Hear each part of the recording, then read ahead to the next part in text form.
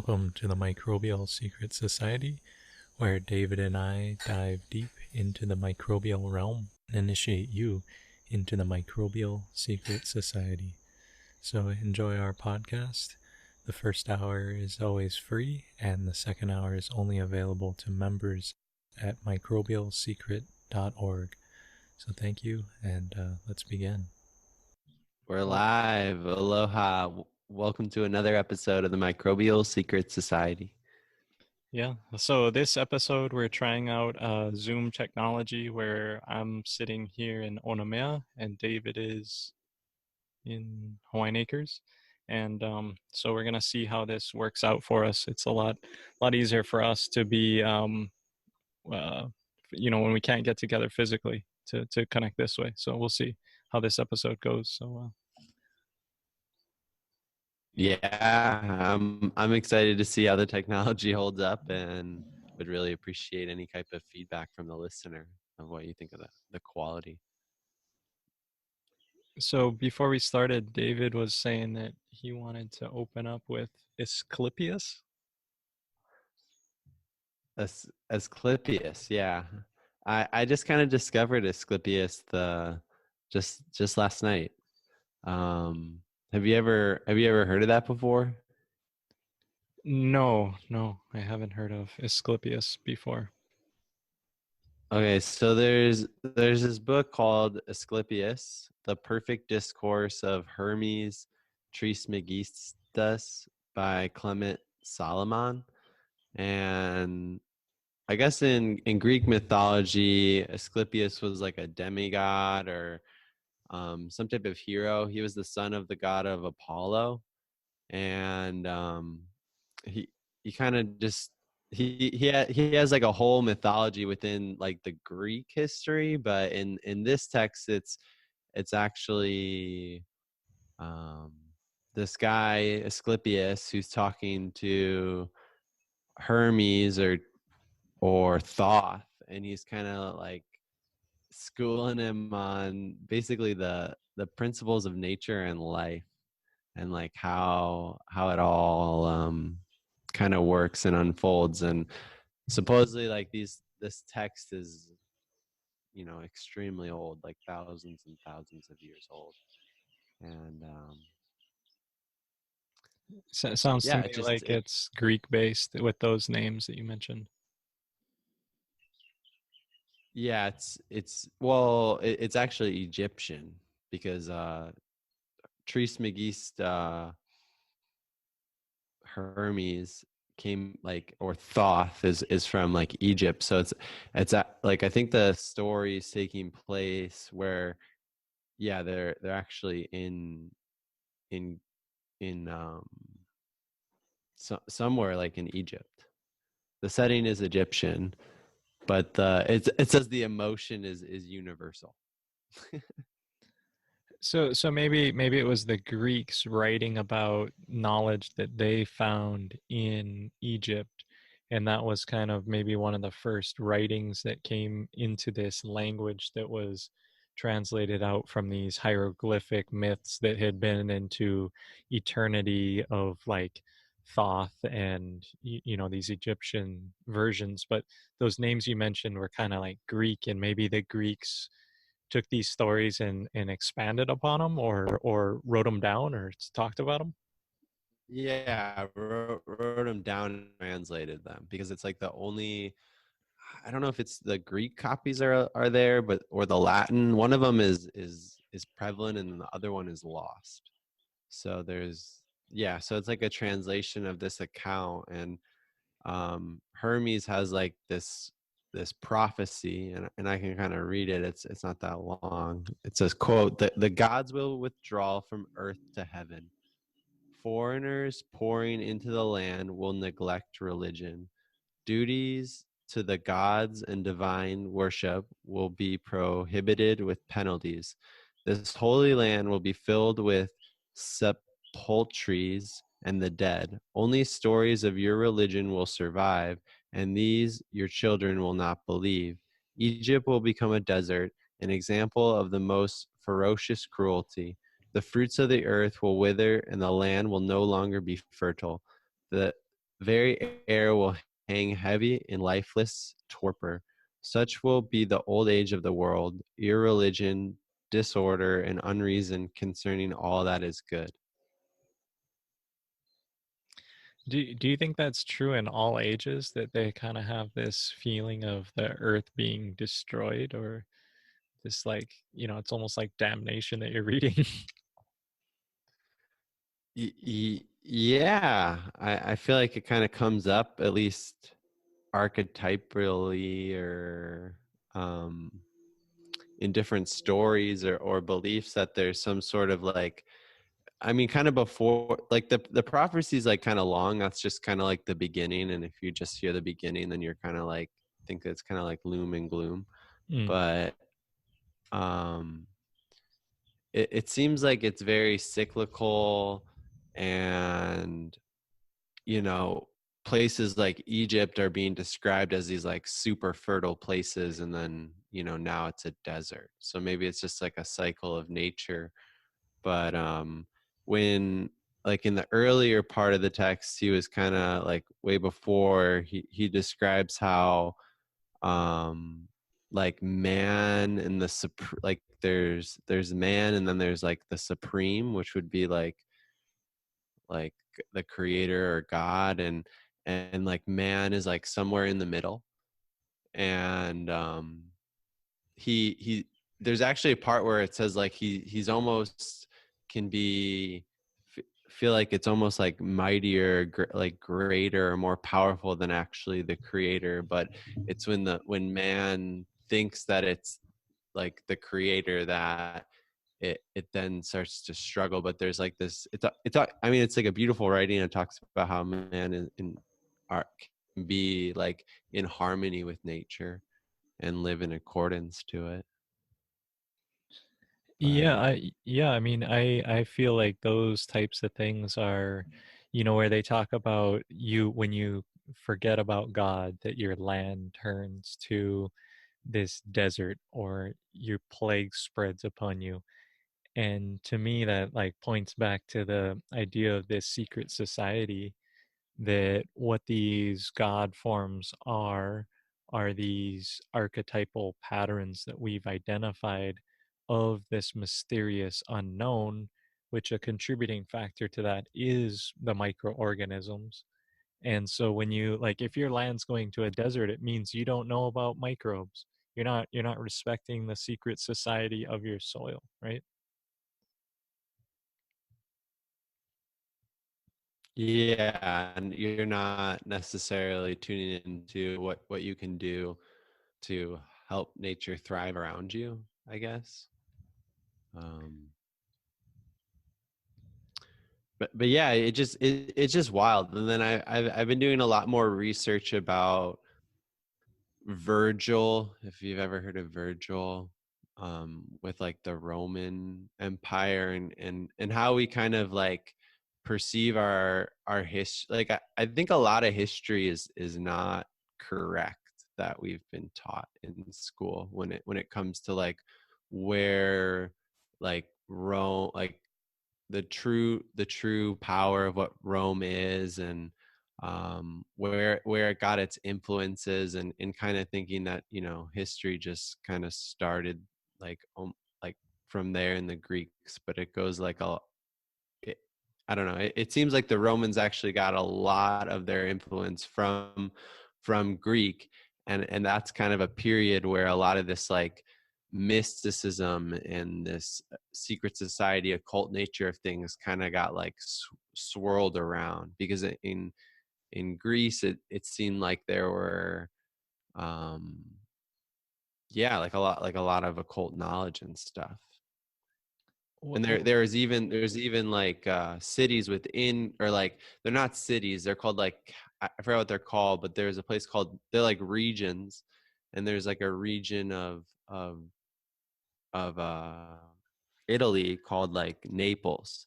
And like that specific region what had like very heavy Greek influence, and for some reason like was able, like there's smaller sub regions within the Roman region that are able to like kind of still maintain some of these ways of life and these ways of being.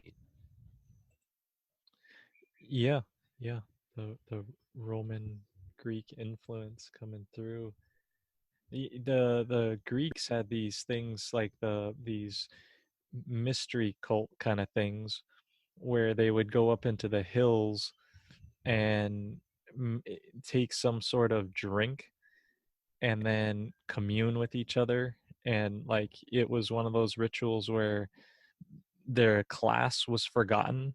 So like in terms of if you were a slave or you were the master, you were kind of just like on equal footing for a holiday where they would do some sort of thing, and maybe they were doing some sort of mushrooms, and maybe the communing with the secret society through ritual practice of like, and that's part of, maybe this is like they learned that ritual from the Egyptians, maybe, who are also maybe preserving these certain cultivars or promoting certain cultivars of mushrooms to convene with the higher beings, or just you come into more resonance, I guess, with the mycelial network of the earth, instead of thinking about yeah, higher beings. It's like you're more resonant with the nature matrix.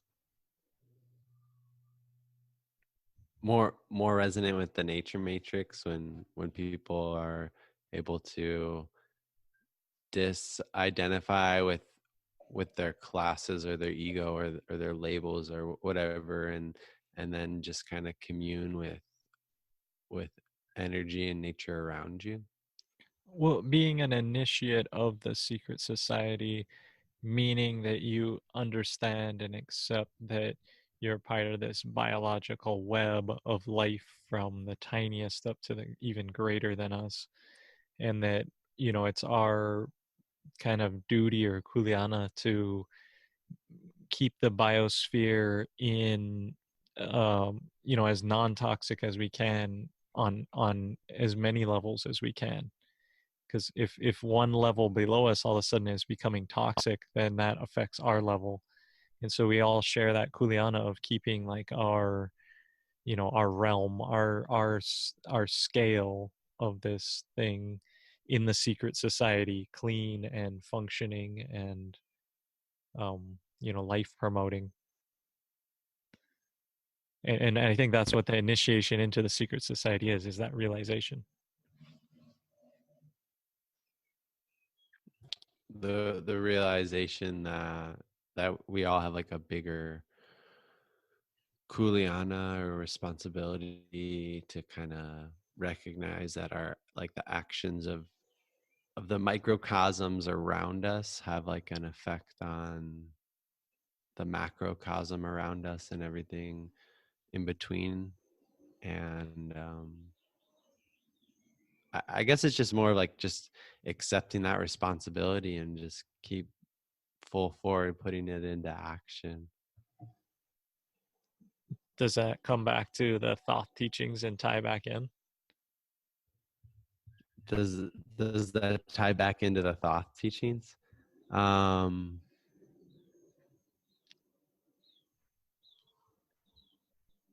yeah, yeah, I mean it talks about kind of how the cosmos or the world like around us is only really truly visible to the creator, and man as an image of the creator is to function in reverence and care for creation.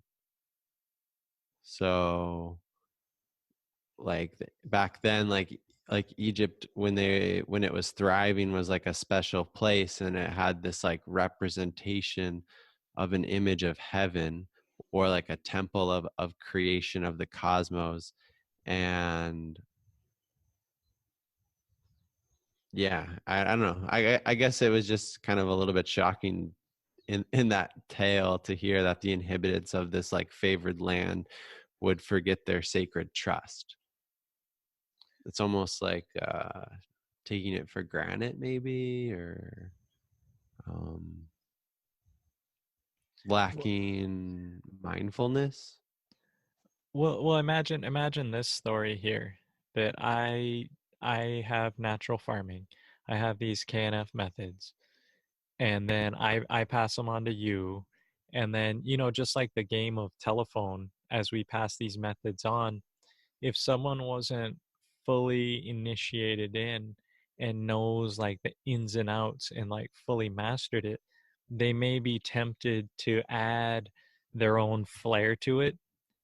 And not to say that it doesn't change over time, because recipes and all things should change over time and be flexible, but adding your own like inferior influence into this recipe.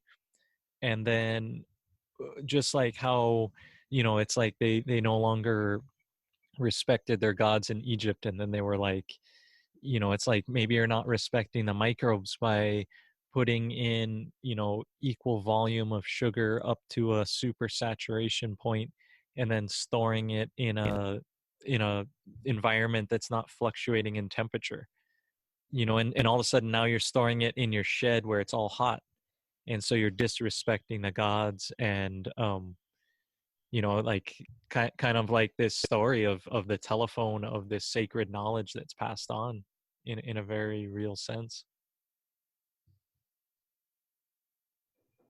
Yeah, so like being able to be really thoughtful and mindful of the process and the and where this information and these teachings come from. I feel like it's almost like anything that has like a really um long lineage and like ancient teachings is like, I don't know, I feel lucky to be able to be have stumbled upon it and to be really interested in it, but I do truly believe that it's like this ancient esoteric practice that goes back so long, and it's just like how many other things like that are out there that we aren't aware of, that have just like kind of come through, like, you know, this lineage or this family teaching this family, and then it's like, you know, how much of that stuff is still out there, and then um as like time kind of moves forward, like the risk of those teachings, like, or those cultures or that wisdom just like going back to the earth and not to the people, if that makes sense. Well, you're, I mean, it sounds like you're talking about the lineages of the Magi and like these keepers of ancient wisdom, or initiates, these hierophants that have this knowledge that are able to give it back. But in the case of natural farming, this same ancient wisdom, just like these writings of Hermes or Thoth, are almost they're written in nature. Like I think in one of the writings he says one of the textbooks is like your body itself, and the other textbook is like nature around you. And so if you're able to like sit and like read it, which it's helpful if someone teaches you how to read, but if just being thoughtful, you read it, these truths that he's talking about are somewhat self evident. So even if it goes extinct, like even if I'm the keeper of whatever X knowledge, and then I die and it goes extinct, somehow it can be rediscovered. Not saying that's easy, but somehow it can be Hmm. rediscovered and repurified and like reforged.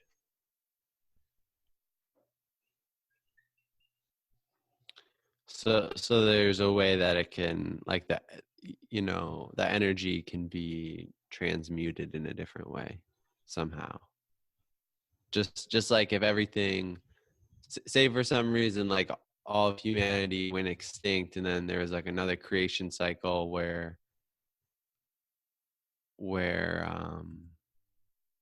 people like started living again or being recreated. It's like they'd find fire again, you know.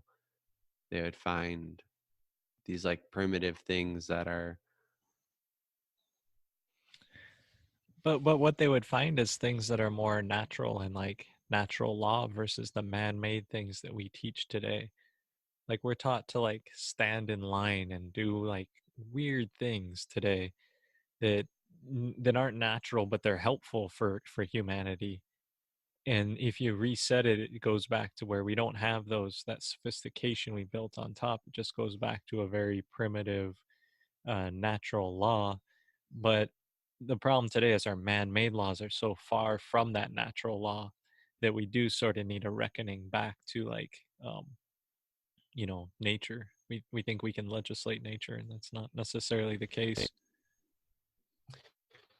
Yeah, and then when you were talking earlier about how when Hermes talks about in one book about the body, he also mentions it in this one about how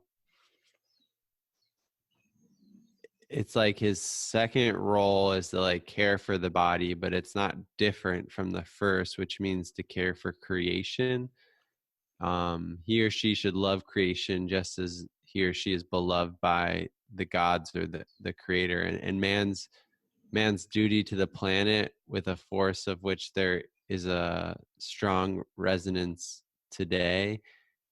Man needs the physical body which he has been given. That means that the body does not therefore imprison the human being; it rather like exalts him. And kind of placed in the quote, the fortunate middle position, a position which makes man superior to the gods, but the position can bring a danger because of the double human nature that beings can identify with the divine, but equally that their physical bodies that they can associate with matter and therefore sink into lower forms. There's always like a free choice, which is the essence of the human stature. And then that means that we're kind of, the consequences of that choice is that we're abided by the unchanging law. That if we have completed our term of service, discharged our worldly duties, and have been freed from the bonds of mortality, the Creator will restore us to our higher divine nature, free from blemish and inviolability. Wow. So if you get in alignment with natural principles, then everything sort of will be provided for you somehow through this universal principle of just I think you're talking kind of about the Tao in a certain sense, like because I kind of think from like the Chinese concept of that, like you're trying to ever surrender to this creative and it's similar to that, like you're trying to really be in alignment with natural laws, and that's a good message. Yeah, being in line with with nature, I guess, and trying to partner more with nature. But then it says that part about how like um man shouldn't or can't like see itself as the divine or something. Not, that's not like the right wording, but it, I don't know. I just feel like nature is so abundant and stuff, and like I don't know, just like realizing that you're not necessarily like the creator of that abundance, but you're help like guiding and like being in the same flow of the abundance. I don't know, I guess I'm just kind of Well, over speculating. I like that idea that you mentioned earlier, which is like you're the middle, like that you're not the below and you're not the above. You're like somehow this middle scale of between in realization. So you're not like um yeah, I can visualize it myself. But that idea that the middle, like you're kind of this fulcrum point, this one spot, like when you're like on a microscope, when you're looking through it, you want to focus the light down to so that all the light focuses right where the slide is. With a condenser, you want to like get all the light right there so you can brighten it up as much as you can. And that's sort of like where man is, like between like the light source and then right where the light's being focused to its like tightest beam as a middle, and then then it expands up to the observer to see in focus. And if you're if, yeah when you stay, I think that's the kuleana, that's the duty, is to stay and respect that middle ground that we that we occupy. And that is that stretchiness, that creation between the two, where it manifests here as it's focused like that light beam. So maybe the world Yeah, is stay. flat, and that instead of it being like an ice wall like people think, we're actually on a microscope slide. And that's what the sun We're is the focus of the beam looking. uh, Whoa, that's kind of trippy to think about. That the sun is a microscope coming in, and where it just like shuts off at nighttime.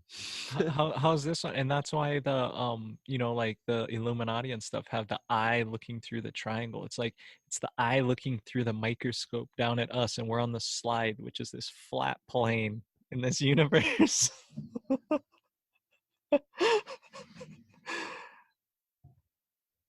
That's kind of wild to think about.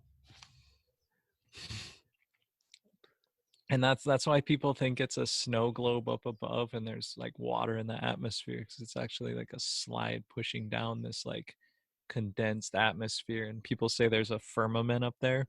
It's actually like the cover slip pushing on us, and all the water we see around us is the water on the slide, and these little land masses are like these tiny little things in this air bubble under the slide that we have.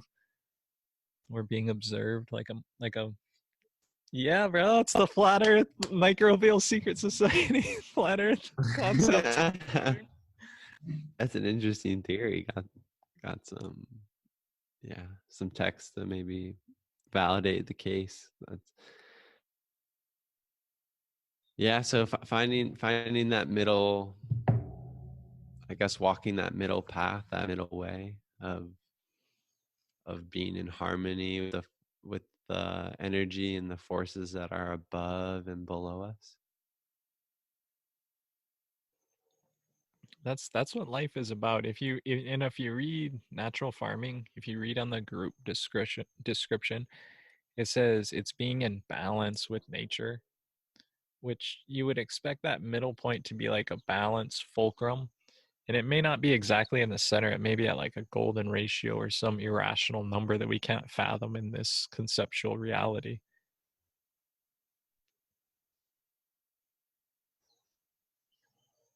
So that's what you think, yeah.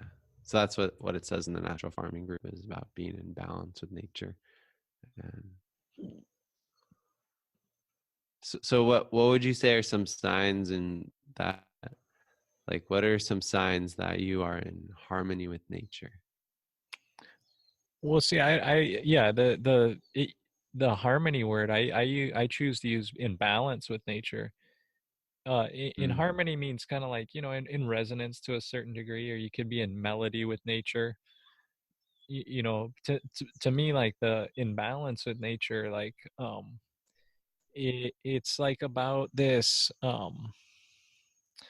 like in life we always expect it to be like, we always want it to be good, but there's like a flow to life, ups and downs, and just that's how it is.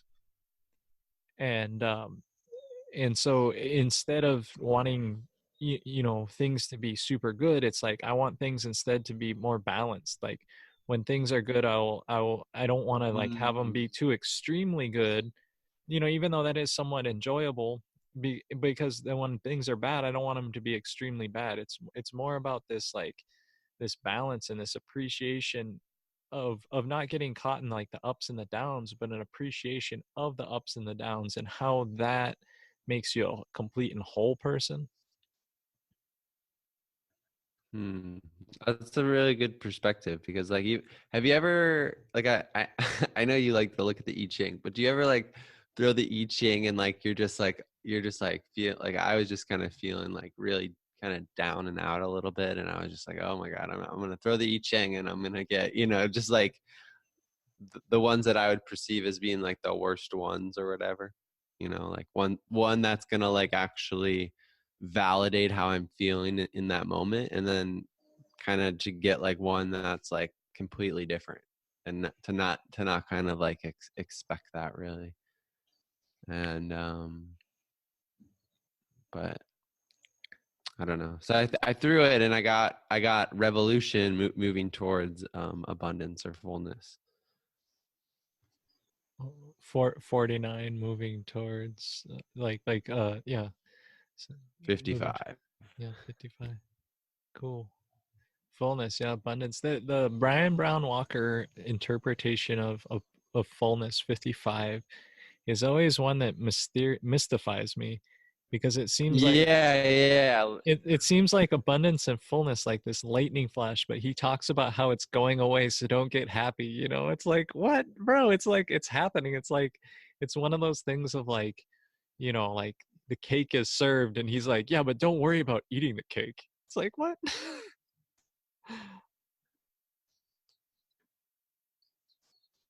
So and that's interesting that you say it's a cake, because like the hexagram symbol kind of looks like a cake a little bit. But yeah, I guess when it says that the that the influence cannot last forever, it just says like the sun sets or the sun rises and must also set. And when we start to give way to our inner receptivity through mistrust, our influence begins to fall, and like we start to struggle and prolong it. And then accepting detachment and modesty in the moment require like the acceptance of like the tide turning and letting go of that moment and entering in the next with a correct and balanced attitude. We can save ourselves for a more beneficial time. So it's almost like it talks about how like the abundance isn't like a benefit, like almost like a not a beneficial time, or it's something that's like perceived as abundant and is passing away, or Well, I don't know. in that Brian Brown Walker one, I would love it if it said like, pat yourself on the back, you made it. But maybe that's ego gratification. Maybe like in your moment of success, you should, observe it, recognize it as a growth to yourself, and then be prepared for the next moment, which is probably if you're at your peak, your next thing is your decline. Unfortunately, that's just, your most successful moment. Your next moment is less. It's always down from there. So it's like it's kind of like yeah, but yeah, it is about that.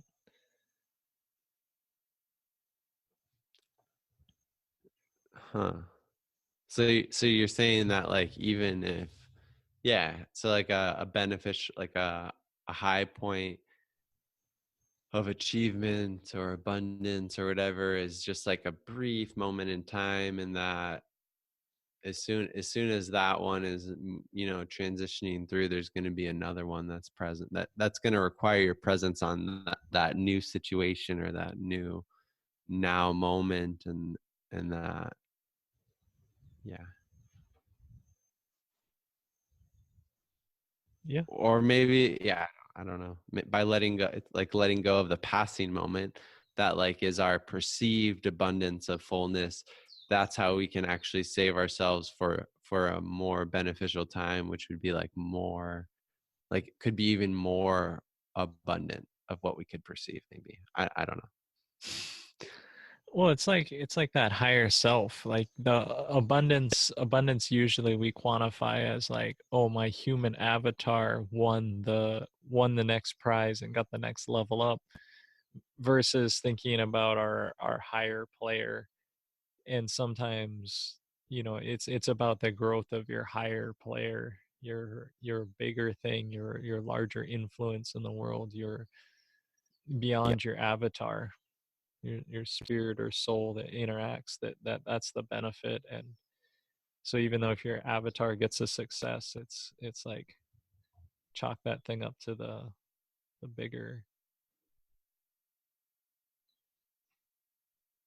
Yeah, the bigger picture. But I know that there's one of the I Chings. I'm not sure which hexagram it is, but it talks about like talking to a friend about like higher principles and ideals, and that's like a way that like you can remain on the path or in the light because you're openly just like with an open mind like philosophizing about the idea. And I feel like that can be true with any of the hexagrams, right?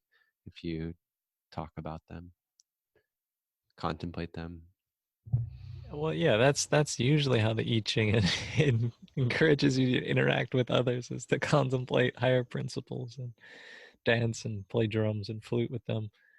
I think the one you're talking about has something. It's like conflict or obstruction or something, where it's saying, if you can't resolve it yourself, seek a higher friend, good guidance. No, I there's that one. There's one that talks about like actually seeking a counselor, but there's one that talks about how there's like an actual like, oh, this would be a beneficial time to like go over ideals with like a friend. I think that's it. I think it uses the word friend, but maybe Huh. it's the same one. Well, I don't know. It's like I didn't know that I Ching was into business, but it's good.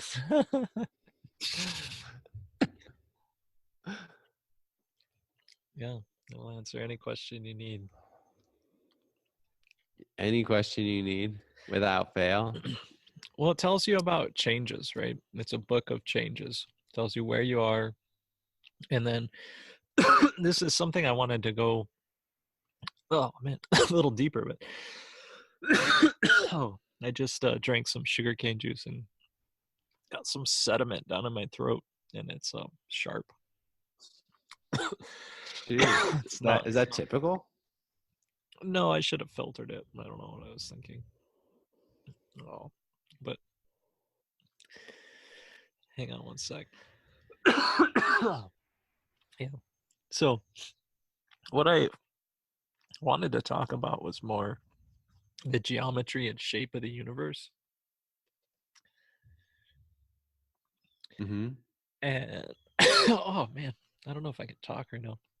This thing is killing me. But basically, have you seen Rodin math, Rodin coils, Rodin math?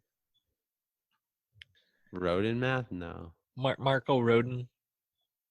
He kind of draws this thing that looks like a square and compass, but you draw numbers out on a wheel around with 9 at the top, going all the way around in decimal. So 1, 2, 3, 4, 5, 6, 7, 8, 9, all the way around in a circle. And anyway, we should probably do this through like a video thing, because explaining it without knowing about Rodin math, um, I'm not, kind of looking at one of the images where it has like a, I don't know if it's the right one, but it has like is it a a bunch circle? of different numbers in it. It's a circle with a lot of circles in it, and then there's tons of numbers and like No, just find one circle with then it kind of looks like a square, like an infinity sign, with then a triangle through it. So the 3, 6, and 9 are in the triangle. 3 and 6. Okay, the 3, 6, 9 within the circle. Or a triangle, and then the 2, 4, 7, 8, 5 should be 5, 2 should be in the square. And those all are, surprisingly, all those numbers are in 7. Like if you divide 1 by 7, you get this remainder, and all those numbers are in the remainder of that. It's kind of interesting. Uh, And then all the other ones, the 3, 6, and the 9, are all those other repeating fractions. Like if you divide 1 by 3, it's repeating fraction too.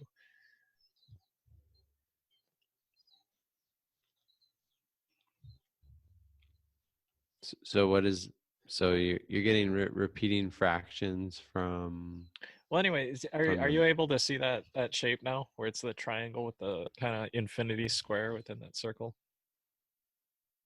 I think I'm kind of looking at it through a thumbnail of like a video.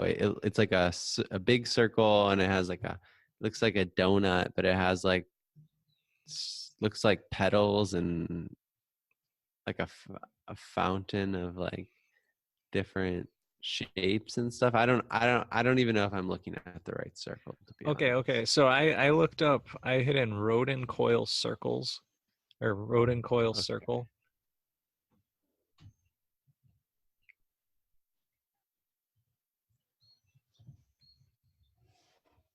And then there's this Rodin one. coil circle. Okay. Yeah, and then there's this one here. Um, the shape is down, kind of. It looks like almost like a square and compass. It's maybe down, and it's none of those ones where there's like hexagrams in there. It's more like a square and a compass looking one. Okay. There's one that's Did you black. only get like one? It's There's one that's black. Oh, black okay. with the arrow inside of it, and then it has all the numbers around it. You see that one? It's on Pinterest. I don't think you typed in Rodin coil circle on Google. Rodin coil COIL circle CIRCLE, and there's a black one on Pinterest, and it has this kind of thing inside. It's a perfect example of what I'm talking about. So what I'm gonna do is get that to you. Yeah, send it over so I can take a look at it. Yeah. And this so what, but basically, I mean, our listeners aren't going to be able to see this, so we kind of Well, they gotta. could pull it up maybe. Yeah, but I mean, how hard is that's like we're asking a lot here. Yeah. Let's see if I can send this to you. Why won't it let me drop it on your window? This thing, man. But anyway, this explains kind of the shape of of the universe in a certain sense. Okay. And what I was relating it to is that it's related to I Ching in a sense. And what that sense is that there's a certain way that I Ching can morph. And it's the transition of kind of like a bitwise, like, well, like one of the lines on the I Ching, because there's basically 6 lines. They're either dashed or solid. And that's Hmm. and one of them can change. But anyway, I think my topics here on this may be a little too heady without visual stuff for folks to follow. So, but I'll just send you the rodent coil so you can see it. You send it over? Okay, Yeah, let's see. yeah, there. It's Okay. sending. Yeah, I didn't see that image like in my searches. Okay, so do you see how this is the 3, 6, and 9 are on one axis? Like they're on the 3, triangle. 6, and 9. Yeah, they make the triangle. And do you see the 1, 2, 4, 8, 7, 5? 1, 2, 4, 8, 7, 5. Yeah. So that loop. Yeah. Okay. Well, anyway, and that was to like illustrate an earlier point, and it's this So, geometry that is kind of see how you have the that we're talking about the man being in the middle. Do you see how this yeah. image kind of like shows this focal point in the center? Kinda. It's probably like a third down. But No, no, yeah. but like in the middle from the vertical axis, the 9 above, and then it's below. Like it's in the center of the vertical Yeah. axis. Do you see, like, and then Hmm. it's between kind of everything else? And so this is kind of my concept of when you say the Hermes thing, and it says we're like between these worlds. One is the 3, 6, and 9 is the energy generator. Like it's in a different dimension and it's infinite, and it has a lot to do with like golden ratio and why fermentation works and all these things. It's actually like life force energy in a different dimension. And then the 1, 2, 4, 8, 7, 5, that other thing, do you see how it's kind of square? Yeah. So that's like yeah. that's like the world dimension. Like we're on those planes of like, you know, that those 2D, 3D, like we can move around within that. And this is kind of like the representation of what you're taking, what you were talking about and what I'm talking about in like I Ching and this, and bringing this into numerical ways of reckoning it as well. Yeah, it's just like, yeah, I guess, are you saying that like if you're at that like little point in the middle, kind of in the middle, and then you move to like 1, and then you go to 2, and then you go back to, you just kind of keep going back in like 1, 2, and then do you loop to 3, or just 2 connects to 4, and then you just kind of like keep going around and around, and then I guess you go to like the whole sequence, and then you get to 8, and then you go back into the middle, and then do you like shoot up to 9? Is that No, they're kind of like two different waveforms. Like the 3, 6, and 9 could be thought of as electricity, and the other numbers, the 1, 2, 4, 8, 7, 5, could be thought of as magnetism.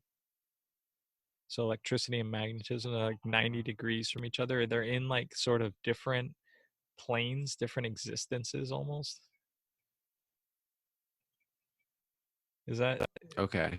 So yeah, different planes, and But the thing about it is like you see this and you say, "Oh, do you move to 1 to 2 to 4?" Like no, you always stay at that center point. But what happens is like those are possible movements. So instead of you actually moving there, like somehow the whole thing shifts and rotates around you so that you move to that point, but you never move. And what this is showing, this diagram here is showing is a way of like the rotational axis of the universe that rotates around this 9, which you're in alignment with the 9, but you're also at this central point between, in balance with the rest of this, and it somehow rotates around you. And these are how like I Ching transformations can work, is this system rotates around you, and by understanding how it's rotating, then that's like what drives nature. This spiral, this thing you're seeing here, somehow is like the same spiral that drives plants, the same spiral that drives, you know, any natural momentum is through this somehow. yeah, that's, yeah. If you're listening, I'd recommend pulling up the image. Maybe there's a way that we could include the image in like the show notes, or some way. But Yeah, I think I'll figure that out. I'll post it up because this image is like yeah, you can, what and if if you you translate? You know what's kind of weird is that the art that we created um for the show, it's like almost like if you put that image over the show art, it's like kind of in there a little bit. Like you definitely have the 3, the 6, and the 9, and then I guess I did like I don't know, like I guess the 1 and the 8 were farther out, and then I connected them to the 3, and then, but it's almost like it's in there. I don't know. well, yeah, so you drew kind of the balance, like the 6 based thing, but then you also connected. Yeah, this art is deep, man. I like it a lot what you came up with. um but yeah, they're in there, man. That's like same geometry.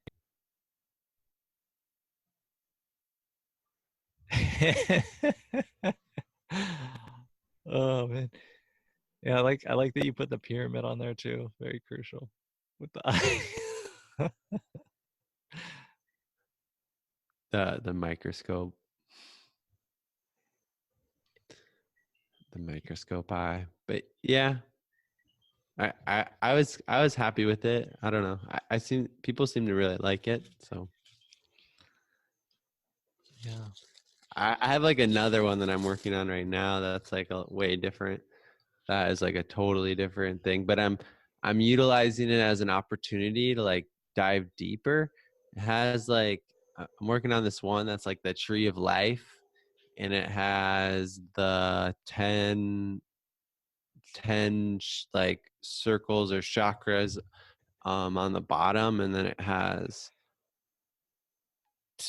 10 or sorry 9 on the bottom and 9 on the top, and then it has 1 in the center, and it's like and then each one's like associated with like a different tree of life. So the top is associated with the Sephirah, which has like Kether and Hud and Yesod and Malkut and all these different like there's like these different subtle energetic realms of reality that I feel like are related to our chakras in a sense, but also like our emotional states sometimes. And then there's like the bottom the bottom one, which is connected to like a whole different um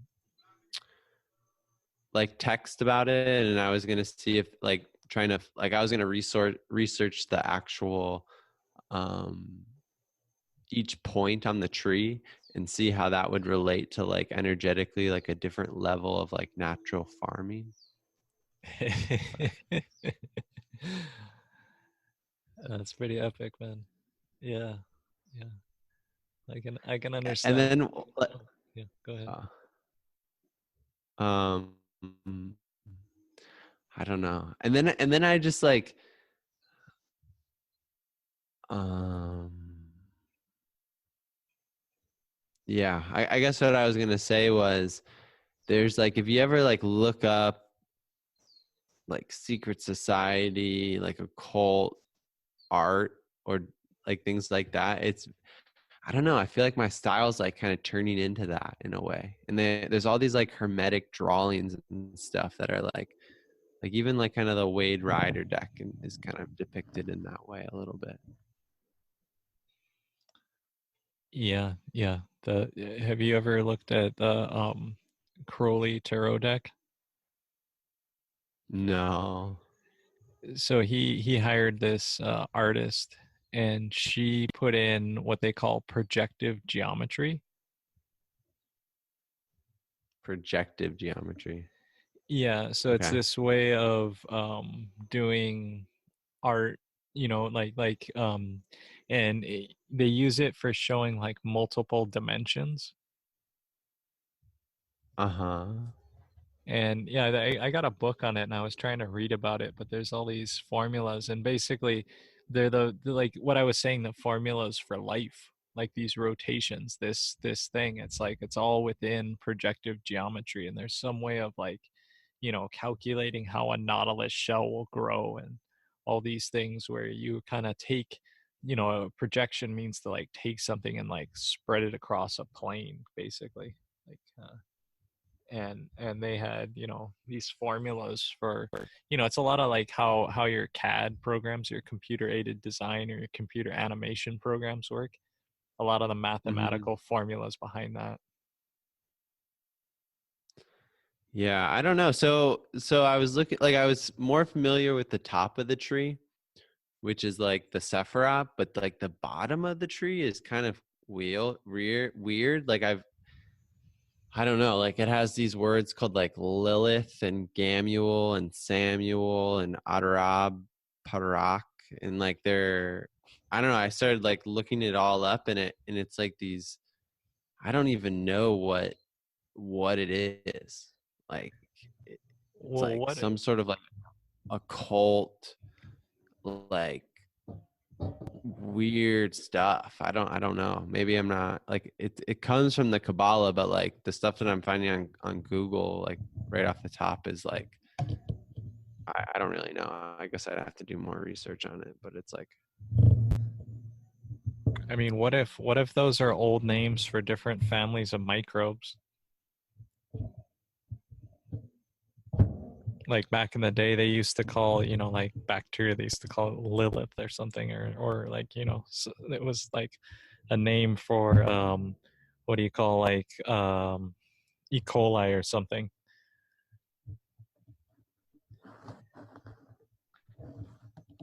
So you're saying that like maybe like below the surface, like maybe the names are related to like the relations of the microorganisms and stuff. I'm saying, yeah, I'm saying just possibly, you know, like these ancient people, we assume like if you start to look up those things, you'll find they're in like grimoires and stuff, like these things, and you'll find like, oh, they're like these archetypal forms of different you know, like yeah, so people take it to like a degree of like different levels of understanding, I think. And I'm not sure what level and what all that truly means at its like full depth, especially if you think of like the true secret society that folks were belonging to truly is like this underground microbial uh, situation. Well, that's interesting because like okay, so I found a little bit more information and it says that the reverse of the tree of life is called the Quethploth. The cliff. It's Qliphoth. Isn't it the clip And then off? it the clip off. I don't know if that's how you pronounce it. It's like audio that got But clipped off, clip off. the clip off. But it's kind of weird. It's almost like depicted as like demonistic almost. It's like the complete opposite of it, it's like if the Sephiroth or the tree of life is representing the heavens, and like each one of these is representing the like the opposite of that, like the shadow. So it says the first one is called Thamuel, which means twins of God, is the name of it's the shadow side of the Kabbalistic tree of life. It is the shadow of the Sephiroth Keter, which is the crown. While Keter is concerned with the unity of God, Thal Muriel represents the dual contending forces struggling and is represented by two giant heads with bat-like wings. So I guess it's like but in order to understand that the higher side, one would have to understand the opposite of it, right? Well, what if that's actually like a microorganism that they're viewing, and it just looks like it has two heads and bat-like wings, and they're like looking and describing it?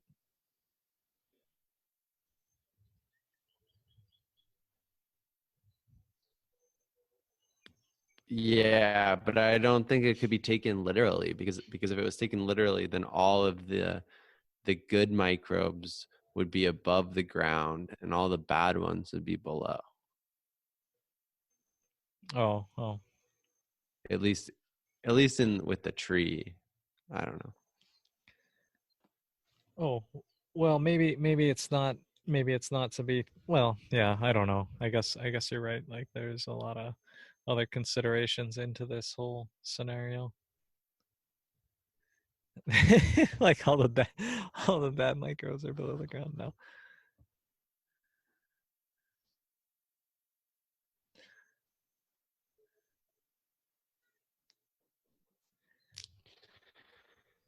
Yeah, I feel a little weird looking into this stuff, to be honest.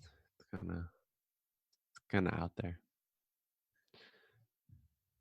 Yeah, yeah, yeah. I know. Well, so these things. Why did you start looking into it?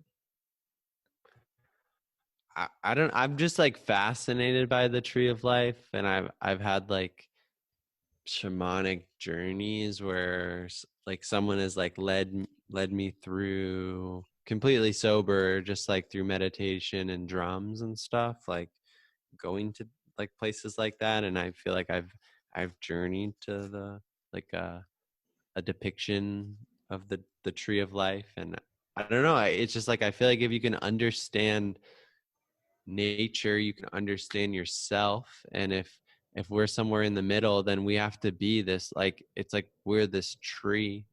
We have these like roots, that these like outward things that like could maybe be perceived as like heavenly, but maybe we have some like deeper things or like darker things like in within the earth that like aren't seen. And it's like finding a balance and creating like a really big trunk, like a spot in the middle. I don't really know, but I'm just fascinated by that tree and like the Sephiroth, and learning more about the Kabbalah and like how we can utilize this as like a tool um, before I came to Hawaii, I was like strongly considering going to like a mystery school, and I like applied. I applied to one and like got in and stuff, and it's like yeah, it's in New York. It's called the Society of Souls, I think. The Society of Souls, maybe. Um, but yeah, it's like one of these. It's like a 4-year thing where you meet like quarterly or 5 times a year, and then you do like these meditations and these practices and stuff that they teach you that have to do with like the Kabbalah and the Tree of Life and stuff. So I've always kind of had an interest in it. Huh. Through meditation. Yeah, I think that's the ultimate thing. And then I'm sure the Kabbalah is a good tool to, especially if you understand it. It's kind of like I believe that the Jewish folks had understood the operating system of the matrix that we're living in, and that their language is and their characters are kind of like these like system calls into like deep archetype, like running of the matrix that we live in. And so in their understanding of the computation system is the Kabbalah. So if they understand the hardware, and then their language is sort of this like because the way they talk about God, and almost everything says that God was spoken into existence, or like it was there, but then it like spoke, and then creation started and the story started. It's not like there was anything but that vibration. And so the language that they use, the Hebrew language, is very um like very deep. It's like being able to you know write better software. You're at a lower level, which is harder to use, but it's more powerful, because it's closer to the operating system of the earth, which is like their understanding is the Kabbalah of that. So meditating on it, understanding, then you're able to really fully digest that. So just to let you know, David, we're just about pow with the free hour here. Okay. Yeah, so we're So almost done with the free hour. Is there a way we could take like a 2-minute break or something? yeah. So just to wrap things up here, yeah, we're gonna take a little break, and we'll get back for hour two. Yeah. Yeah, thanks for joining us for the first free hour. And if you're intrigued, please join us for hour two, where we'll dive a little bit deeper into these esoteric ideas. Yeah. Aloha. Aloha. Well, that's it for our free episode. So join us at www.microbialsecret.org for the full episode, and join the Microbial Secret Society. So may the beneficial microbes be with you. Aloha.